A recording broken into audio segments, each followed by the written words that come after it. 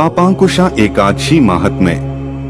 युधिष्ठिर ने पूछा, है मधुसूदन, अब आप कृपा करके यह बताइए कि आश्विन के शुक्ल पक्ष में किस नाम की एकादशी होती है और उसका महात्म्य क्या है।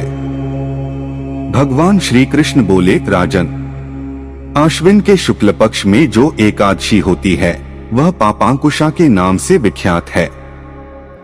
वह सब पापों को हरने वाली, स्वर्ग और मोक्ष प्रदान करने वाली, शरीर को निरोग बनाने वाली तथा सुंदर स्त्री, धन तथा मित्र देने वाली है। यदि अन्य कार्य के प्रसंग से भी मनुष्य इस एकमात्र एकादशी को उपास कर ले तो उसे कभी यम यातना नहीं प्राप्त होती। राजन, एकादशी के दिन उपवास और रात्रि में जागरण करने वाले मनुष्य अनायास ही दिव्य रूपधारी, चतुर्भुज, गरुड़ की ध्वजा से युक्त, हार से सुशोभित और पीतांबरधारी होकर भगवान विष्णु के धाम को जाते हैं। राजेंद्र, ऐसे पुरुष मातृपक्ष की 10, पितृपक्ष की 10 तथा पत्नी के पक्ष की भी 10 पीढ़ियों का उद्धार कर देते हैं। उस दिन संपूर्ण मनोरथ की प्राप्ति के लिए मुझ वासुदेव का पूजन करना चाहिए।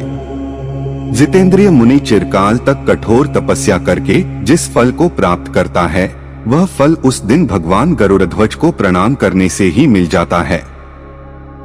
जो पुरुष सुवर्ण, तिल, भूमि, गौ, अन्न, जल, जूते और छाते का दान करता है वह कभी यमराज को नहीं देखता।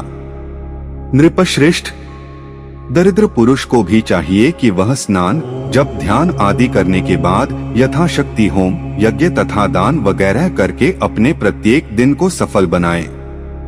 जो होम, स्नान, जप, ध्यान और यज्ञ आदि पुण्य कर्म करने वाले हैं उन्हें भयंकर यम यातना नहीं देखनी पड़ती।